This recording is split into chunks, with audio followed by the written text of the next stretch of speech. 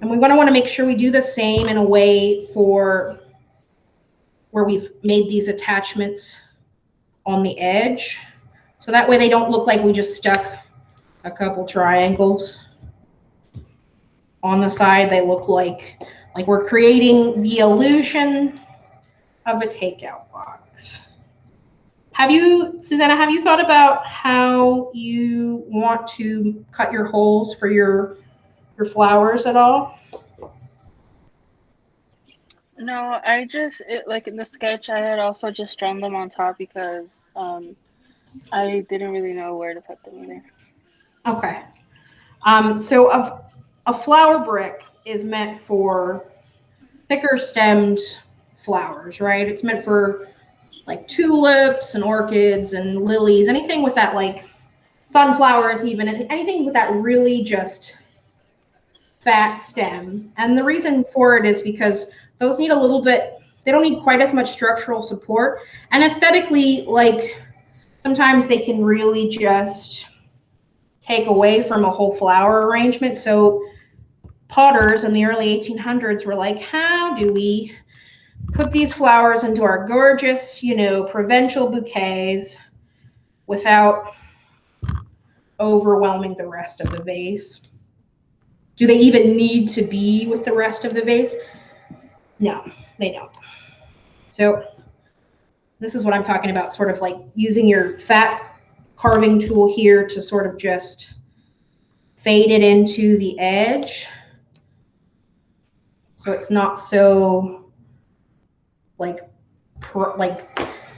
overwhelming to see. And what I'm also going to do is take the edge of my knife here, and I'm going to run along and make a fake seam to where the box would fold over, essentially.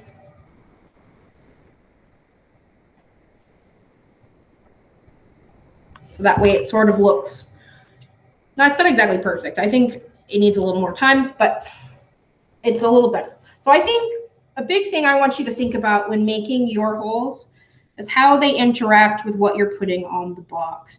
And I think planning out, where they lie is going to, if you just put them in willy-nilly, then it might not be a successful piece. So being purposeful with our placement can really like make or break your piece. And I've honestly been thinking about this, and I'm sort of like on edge about it too. Like I don't exactly know what would be a better spot versus others. And I think, and this, you do what you want to do on this. If I were to do this particular project, I think I would want to make them look like they're coming out of the box. Like a little bit like they are the takeout. So I would just sort of create like a little grid system here on the edge of where I've got my fold over seam.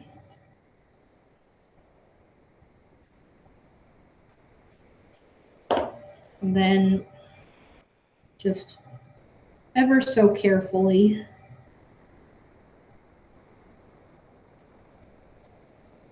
and before I poke that last bit through, I'm going to just poke my needle tool through it, because if I don't have something to grab it, what's going to happen is it's going to fall down into the bottom of the box, and I'll never see it again.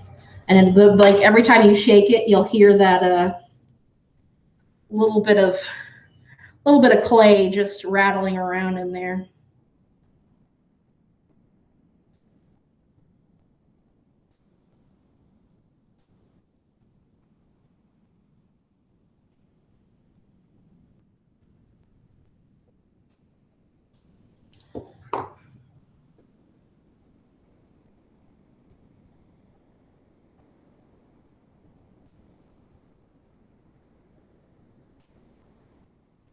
And one of the reasons why I'm able to work so fast right now is because of how firm my slabs are. So if you were to try to do this when those slabs are wet, it would take a lot longer. But like I'm boogieing, I'm like hustling. Okay, so we've got this sort of box shape, and we've got some holes for our flowers. Obviously, you'll maybe like, you know, Susanna's homemade eats on this side, and, you know, maybe like a cute, like, I don't know, something personal to you, I think would be a really good logo for the other side. So I think about that. Unless you want it to be like very traditional and have like a pagoda on both sides. And I really think like a thank you or something like you always see on top would be good. But I would love for you to just make this like your, you know, takeout box. Like if this is your restaurant, your, you know, these are, you're serving beautiful flowers and fortune cookies and chopsticks, and it's your restaurant. It's not anybody else's. So at this point, this is pretty together. Like I'm manhandling this. I'm not worried about it. I really think you should think about presentation at this point, like, and how this all sort of goes together. And I know you talked in your sketch maybe about doing like some noodles or something, like you've got your chopsticks and maybe like some food, and you've got your fortune cookies. So maybe like a little like slab plate or platform, like I've got Emerald's mushroom example on, just so that they sit up off the table.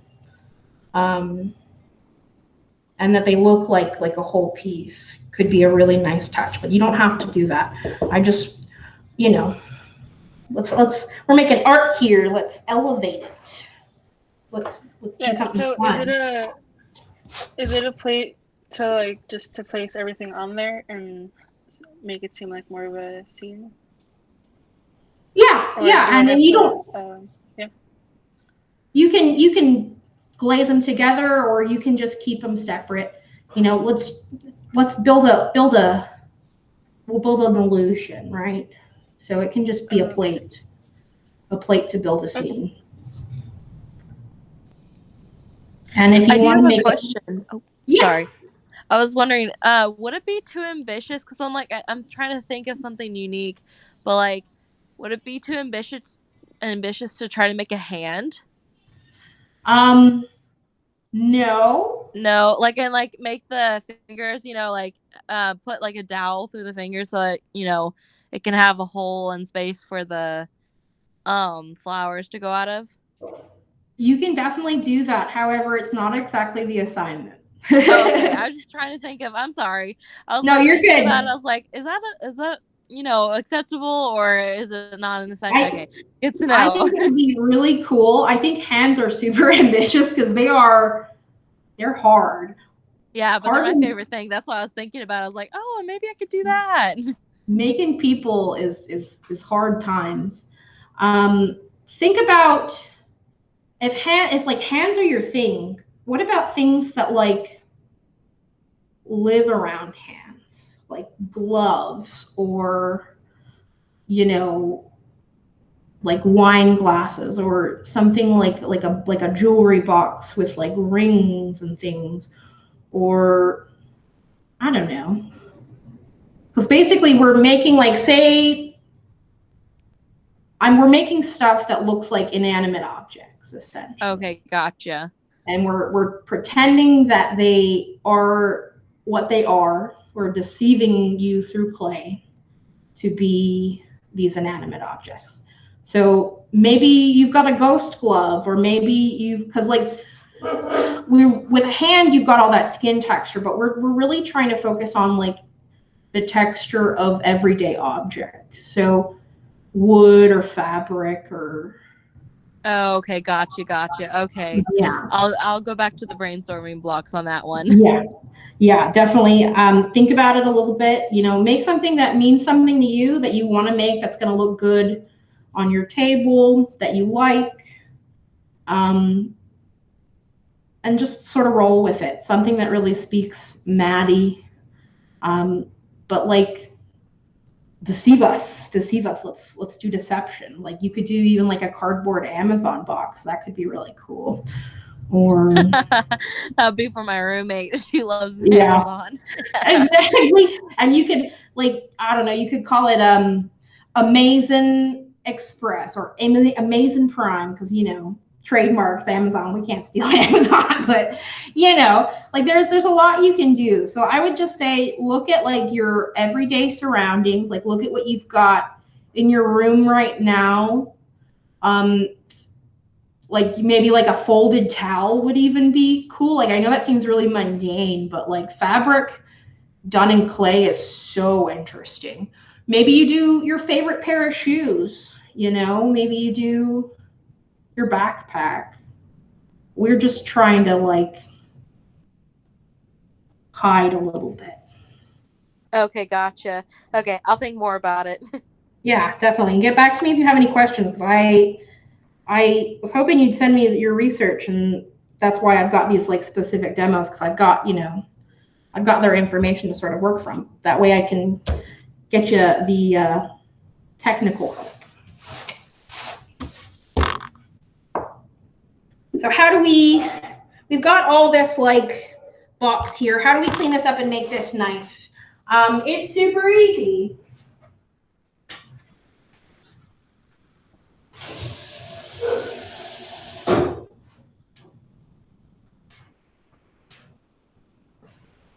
So because our clay is so dry, it's as dry as it is, we can just get a little sponge.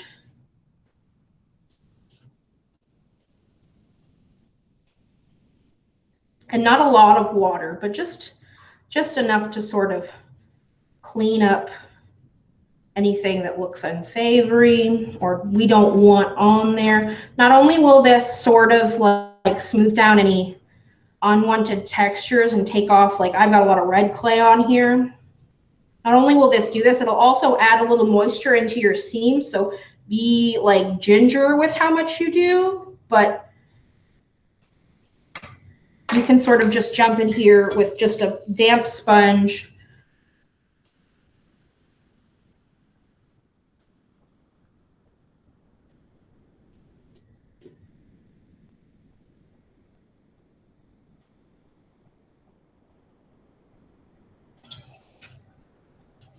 And it'll clean up those sharp edges and get rid of like, sometimes you get little boogers if you're working on a table and you accidentally set it down. This is a great way to get those boogers off.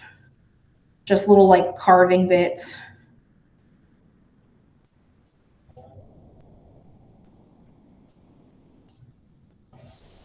And y'all make sure to sign your work, especially for these ones. Like just go in with your needle tool and like do your little signature or whatever. Like if you've got like a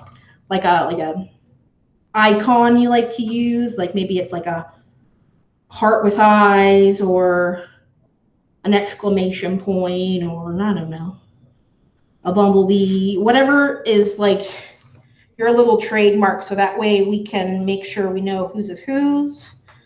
We haven't really been signing our work up till now, but I really want us to get into, especially when we're making cool stuff like this, I want us to really get into the habit of just signing your work. Y'all are artists.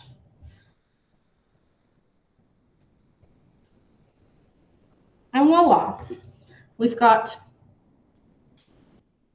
a significantly less dirty box.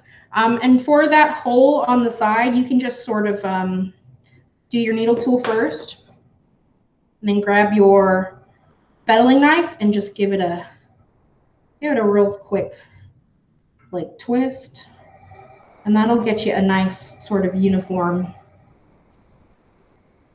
hole.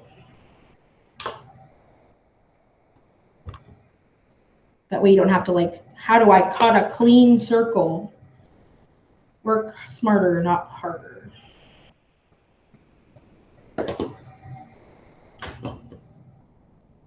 Nice. Okay.